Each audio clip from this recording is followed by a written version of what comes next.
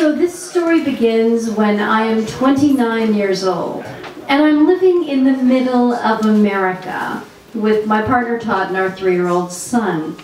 We're living in this small town which has a population of about 3,000 people, and it covers maybe 3.5 square miles, but they have shoved 38 churches into this small space because 2,853 of these people are right-wing fundamentalist Christians.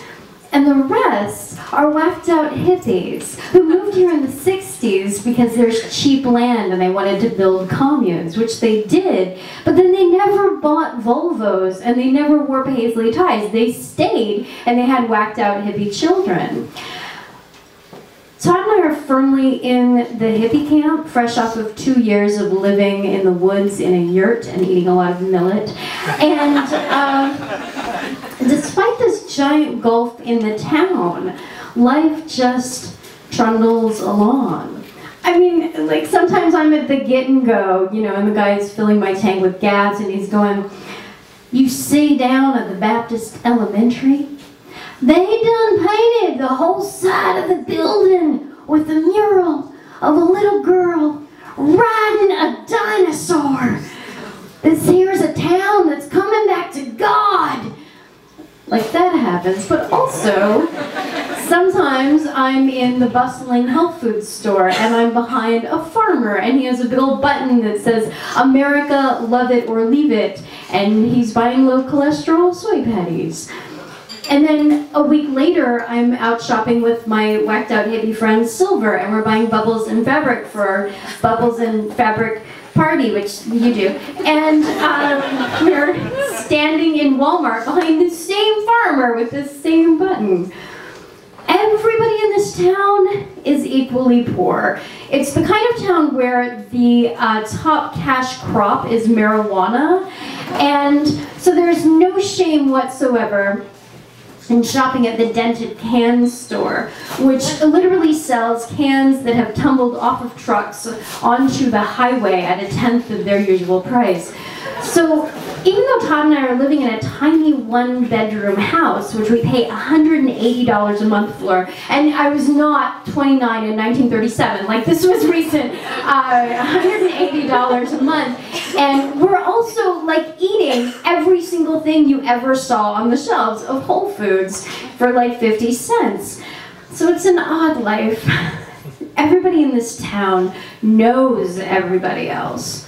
When we go to the convenience store in the dead of winter, we park our car and leave it idling, and then we get out, but we leave all the doors unlocked, which like makes us bad hippies because we leave the car running while we're in the resting. But like there are the 10 other cars in exactly the same shape, empty with the keys in and the doors unlocked, and nothing ever happens to them. People in this town trust each other. When we take our 3-year-old out for trick-or-treating on Halloween, we don't have candy corn, we don't have stale Mars bars pocket size, we have still warm chocolate chip cookies from little old ladies with like starched white aprons who are beaming. This town trundles along. One morning, Todd and I are cleaning up after breakfast, tempeh, bacon, and granola, and we're listening to our favorite radio show. And we never, ever, ever miss this show. It's called Trading Post. It's the best show on radio. And like, we have NPR, you know, but this show, it's produced about 500 feet away in the town square, and it sounds like this. Trading Post, where you can call in and buy, sell, trade, or give away. My name is Deborah. I got me a goat. She's 2 years old. She's a real good milker. I want to trade my goat for a brand new one of them DVD players or a 12-gauge shotgun. I also got a food dehydrant. I'm very sorry, Deborah. I'm going to have to interrupt you. We have some breaking news. And I look at Todd, And Todd looks at me. I mean, we're pretty sure the rapture has just begun. There's nothing else that they would interrupt trading posts for. We're getting word that an airplane has crashed into a building in New York City. Oh. I'm like, oh, those poor people. And I walked 10 steps to the bathroom to get a washcloth to clean up our messy toddler. And I walked 10 steps back. And by the time I get back, this is what I hear. They have hijacked American Airlines Flight 77 and flown it into the Pentagon. We are at war, America! We are at war! And Todd and I are filled with terror. Not of people on the other side of the Atlantic Ocean. We're afraid of the pastor who comes every Sunday to scream down the street about how all the people who haven't been saved yet are going to be carried personally by Jesus in his magic chariot to burn in hellfire forever. We're afraid of the survivalist we saw buying 7 boxes of bullets down at the hardware store last week. We're afraid of the young men in this town who, within half an hour, are cruising the streets silently in their pickup trucks with giant American flags lashed to the sides. If you ain't with us, you're against us. We are not afraid of people on the other side of the Atlantic. We are afraid of 2,853 unexploded bombs.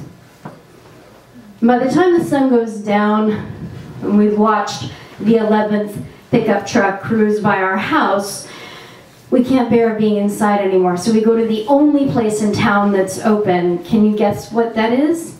It's the Walmart. And so we go to the Walmart and we park in the mostly empty parking lot and we go inside and the place is empty.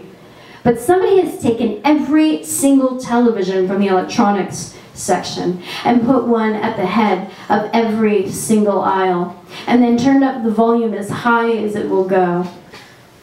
So all we can hear are tinny screams, and all we can see is that plane crashing into that building over and over and over again. And for the first and last time in my life, I wish desperately that I were hearing instead Kenny Chesney singing, "She thinks my tractor's sexy," the way it was the last time I was at Walmart. And I hear my voice, or I hear my name rather, being called. And I look, and at the far end of the all-pink girls' toy aisle, I see my whacked-out hippie friend Silver, and she's carrying her little girl, and Todd's carrying our little boy, and we run down the aisle, and we meet in the middle, and we hold each other in a tangle of milky toddlers and trembling arms. We hold each other very tightly.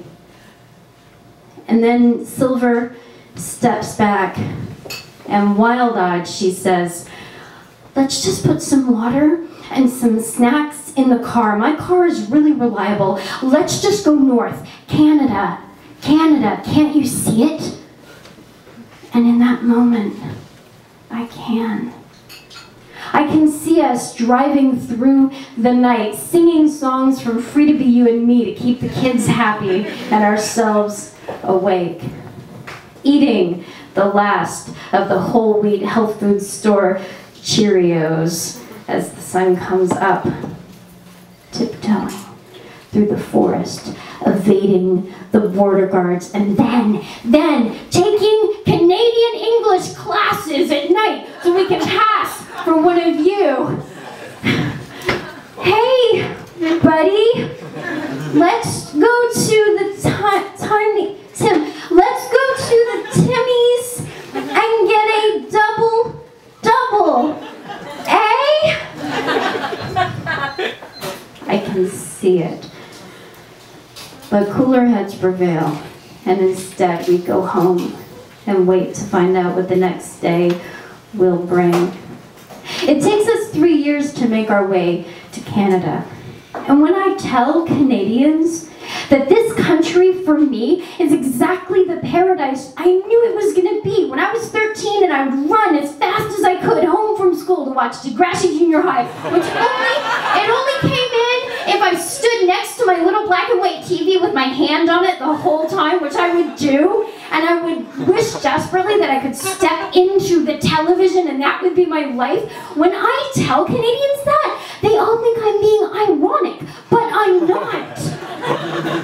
My proudest moments in this country have been the moments when you think...